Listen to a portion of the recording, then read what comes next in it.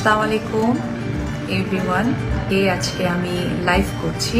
আসলে আজকে আমার লাইভের মূল ইচ্ছেটাই হচ্ছে যে আমি চেয়েছি যে শাকিব খানের কাছ থেকে অপু বিশ্বাস যা চেয়েছিল তাই পেয়ে গেছে। বুবলির পর এবার দ্বিতীয় সন্তানের মা হতে যাচ্ছে অপু।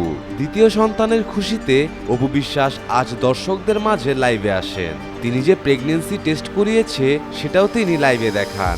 তিনি বলেন, আমি আগে নিজে নিশ্চিত হয়েছি, তারপর আপনাদেরকে জানাতে এসেছি। তো আমি বরাবরই সবসময় আমার কাছে মনে হয় যে পারফেক্ট কিছু না হওয়া পর্যন্ত আসলে আমি লাইভে কথা বলবো না বা লাইভে আসবো না। তো সেই জায়গা থেকে আজকে দীর্ঘ 6 মাস পর বলতে পারেন আমি। অপু বিশ্বাস আরও জানায়, আমার এখন বয়স হয়ে গেছে, আমি চাইলেও এখন আর সিনেমার নায়িকা হতে পারবো না। তাই জয় এবং আমার দ্বিতীয় সন্তানকে নিয়েই বাকিটা জীবন কাটানোর পরিকল্পনা করছি।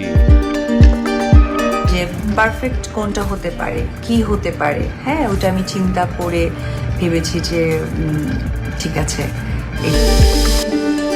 অপু বিশ্বাস আরও বলেন, দ্বিতীয় সন্তানের খবরটি আমি আরও আগেই জানাতে চেয়েছিলাম, কিন্তু সাকিব আমাকে বলেছে আগে বুবলির বাচ্চাটা পৃথিবীতে আসুক, তারপর তুমি সবাইকে বলো, না হলে প্রেগনেন্ট অবস্থায় বুবলি এই খবর শুনলে হার্ট অ্যাটাক করতে পারে।